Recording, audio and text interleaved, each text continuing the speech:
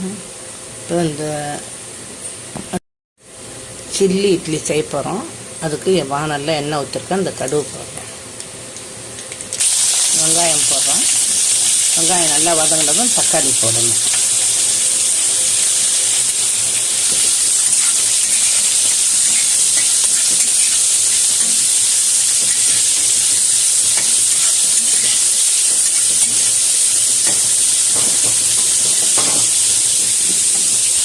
கொஞ்சம் உப்பு, வெங்காயம் வதங்கிறதுக்கு ஒரு 1/4 ஸ்பூன் இஞ்சி பூண்டு, 1/2 ஸ்பூனுக்கிட்ட இஞ்சி பூண்டு சாந்து போட்டிருக்கேன்.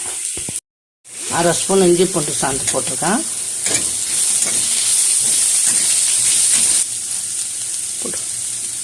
ஒரு தக்காளி பொடிசாக கட் பண்ணி போட்டிருக்கேன். வெங்காயம் 2 போட்டிருக்கேன். இது தக்காளி 1 தான் பொடிசாக கட் பண்ணி போட்டிருக்கேன். சில்லி சாஸு 1 ஸ்பூன் போடுறேன். 1/2 ஸ்பூன் சில்லி சாஸு. மஞ்சத்தூள் 1/4 ஸ்பூனு. கரம் மசாலா 1/4 ஸ்பூனு.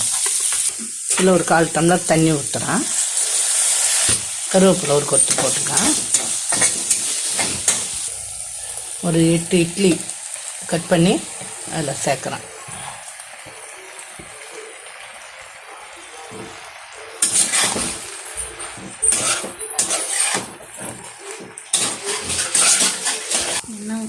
கொஞ்சம் 2 ஸ்பூன் எண்ணெய் ஊற்றுறேன்.